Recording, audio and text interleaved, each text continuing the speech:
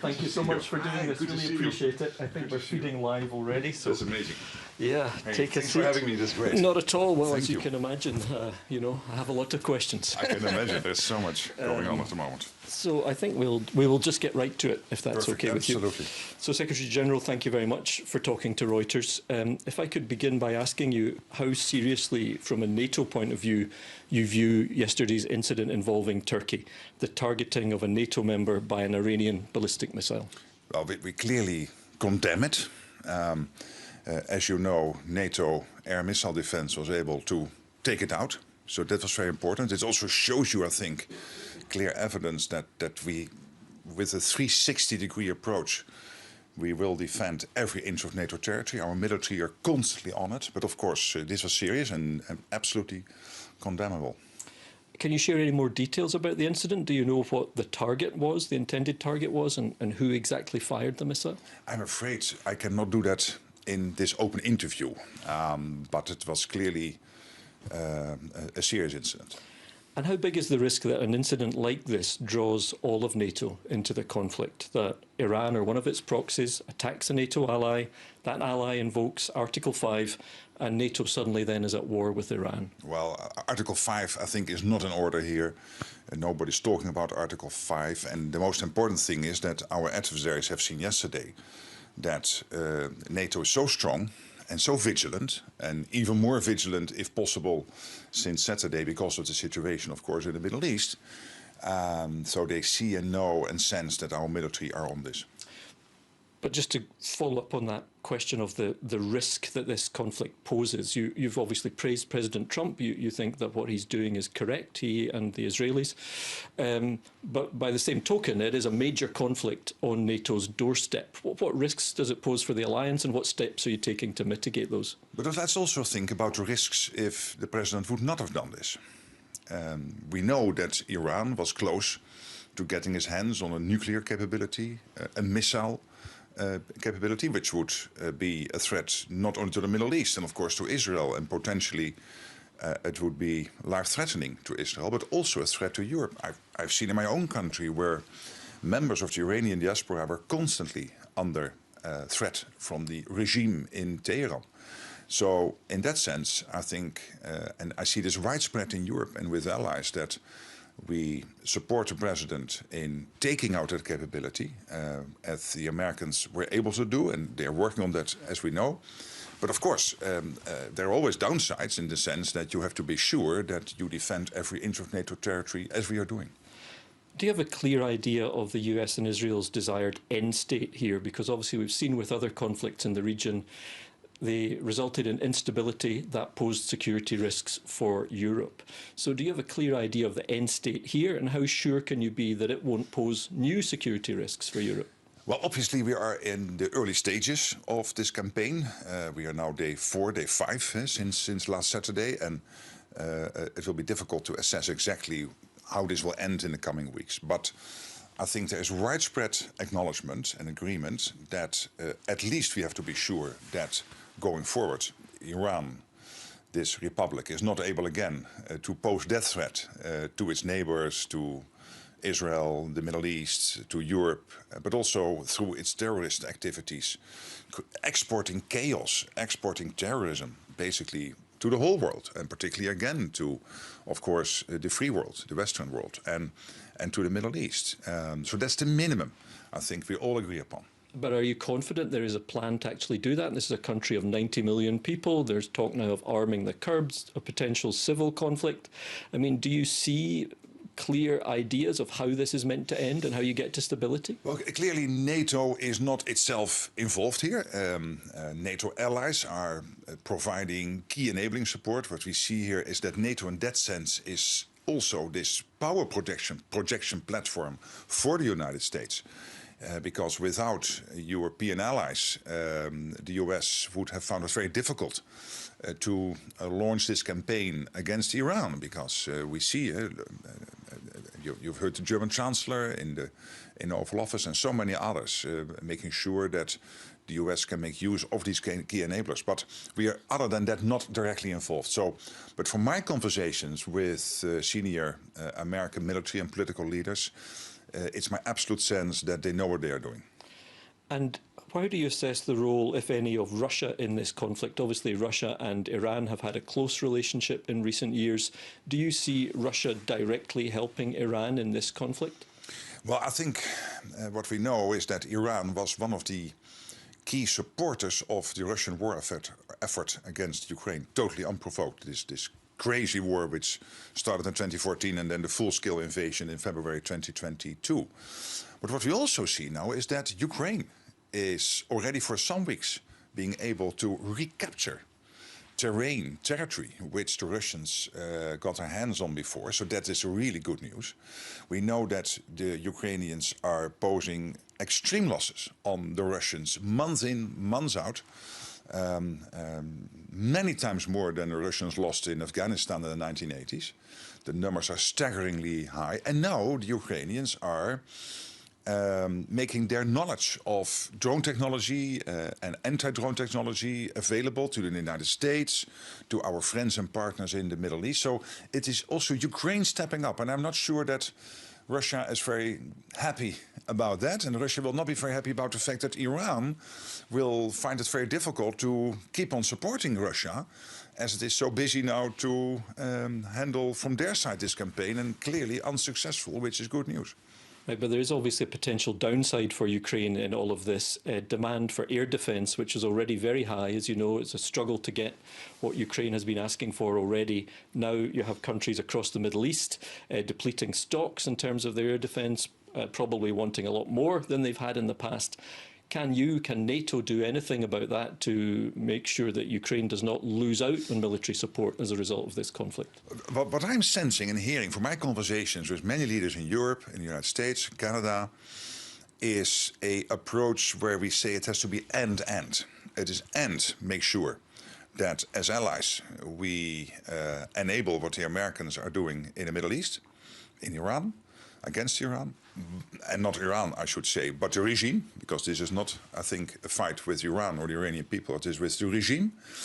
And at the same time, making sure that Ukraine has what it needs to stay strong in the fight now, but also hopefully past the peace deal to be as strong as possible going forward.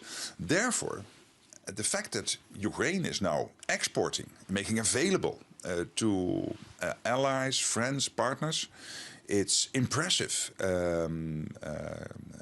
knowledge, experience with drone and anti-drone technology is a case in point, because it will also make it possible for countries in the Middle East to, at a considerable lower cost, to take out some of the Iranian drones. Better to do that with anti-drone technology than with expensive interceptors. So that conversation is ongoing, and I know that Ukraine is in close contact with our friends and partners in the Middle East, Jordan and UAE and Bahrain, and of course all the other countries in the Gulf.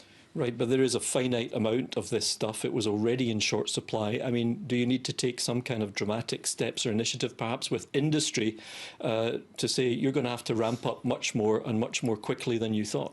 Yes, and luckily that debate has started already before last Saturday. We have seen the American president signing 3 executive orders. I think it was in April, May last year to basically free up the defense industrial base in the US as much as possible. We see all these examples of cross-Atlantic, transatlantic cooperation between American and European companies working together. For example, this example of a factory in the south of Germany producing interceptors for anti-air and missile defense systems. But of course we need to have more of this. We are getting better and better when it comes to the production of ammunition.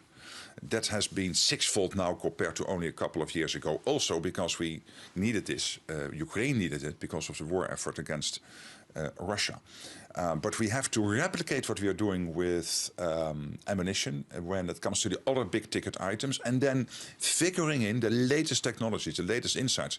This is one of the reasons why we have this joint operation now in Poland, JTEC, where we capture as NATO and Ukraine together all the lessons from the war and implementing them as fast as possible in our own doctrines. We don't have a huge amount of time, so I want to cover a couple of other topics as well. I wanted to ask for your response to President Macron's speech on nuclear deterrence this week. What did you make of it? Yes, I spoke with him on Sunday on the phone, and so before the speech, and I said that I really welcome what he is doing here, because it is opening up a conversation within NATO, which we need to have in NATO to discuss how we can add this extra complexity, not for NATO, of course, but for the Russians. It will make it more complex for them to sense, understand exactly how they have to perceive our deterrence and defense. So it will add to our deterrence and defense in that sense. And I think that's very important. And I know that already 7 or 8 NATO allies have started conversations now with the French. We will continue to do that also as NATO. So I really welcome this. It is leveraging more what France is doing. However, and we all agree on this, the ultimate supreme guarantor of our way of life, the fact that we have free media, free press, that we have elections, that we have our way of life regained, so hard fought after the Second World War, is in the end the United States nuclear umbrella, and that is key. But doesn't this risk a confusion there in terms of who is expected to do what in the most grave circumstance possible, nuclear warfare? Does this not muddy the waters in terms of who's really responsible for protecting Europe here? I don't think so. No, I'm absolutely not afraid of that, because we know France already has a nuclear capability. The Brits have a nuclear capability. We have the United States as an ultimate guarantor. It's massive nuclear capability. And of course, in NATO, what we are good at is command and control, making sure that whenever somebody will be so crazy to attack us, as long as possible, of course, keep it conventional, but if necessary, also to make use of our nuclear capability. But as you know, one of the reasons this initiative has been taken up and has been welcomed by others is also because there is nervousness about the United States, about its commitment to European defence. I know you said repeatedly they're committed to Article 5, but President Trump has said that what governs his decisions on use of force is his sense of morality. So how confident can Europeans be that they're still covered by that US nuclear umbrella and will continue to be for years to come? Let me first of all say that for my conversation with the French, this has nothing to do with any worry about yes or no, the US, yes or no committed to NATO. And then to the more general point, I'm absolutely convinced the US is completely committed to NATO, not only because the US knows that there is a historic reason to be so much involved in European security, but also because NATO and the US, let's not forget, is over 50% of NATO economy, and the other 31 allies are less than are a little bit under 50% of NATO economy, because the United States knows that to stay safe itself, the US mainland, you need a secure Atlantic, a secure Europe, a secure Arctic. That's what we collectively work on, and this campaign in Iran is evidence of this, because it provides this platform of power projection by the United States, making therefore not NATO being involved in the campaign, but enabling NATO allies what the US is doing. So for all these reasons, in all my conversations with the Pentagon, State, with the White House, there is total commitment. There was one big irritant, not paying enough. And that we solved in The Hague with the famous 5%. I wanted to ask about your approach to President Trump, because you have faced criticism for it. I mean, you've praised him for this attack on Iran, even though some NATO national leaders have made clear they oppose it. A Harvard professor in Foreign Policy magazine accused you of going to enormous lengths to appease and flatter Trump and said you were making a big mistake. Even the French foreign minister has publicly criticised you. How do you respond to such criticism? Do you feel you need to tone it down a bit? Well, I hear the criticism, obviously.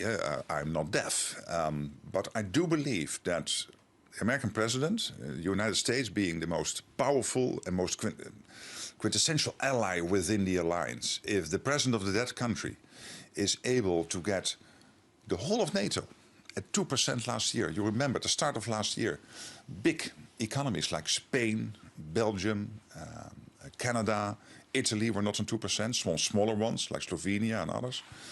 The whole of NATO reaching the 2%. And then in The Hague, collectively agreeing to the 5%. Not because only because we needed to equalize our spending in Europe and Canada with what the United States is spending, including the 3.5% on core defense spending, but also because this is crucial given our plans, our capability planning process, our NDPP process, which my predecessor started, Jens Stoltenberg, assessing the gaps between where we are and where we need to be if we want to be able not only today we can defend ourselves, but also longer term.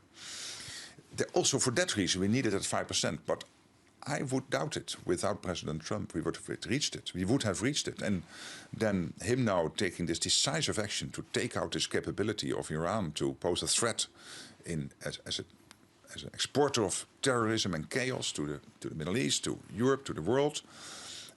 I think if a president of a country is providing that type of leadership, some praise is warranted. You mentioned Spain, you mentioned 5%. Spain has not committed to the 5%, as you know, and President Trump has threatened Spain with a trade embargo as a result of that and as a result of Spain not supporting this military action. Is that the right way for allies to speak to each other? Have you spoken to President Trump or Prime Minister Sanchez about it to try and bring the tension down?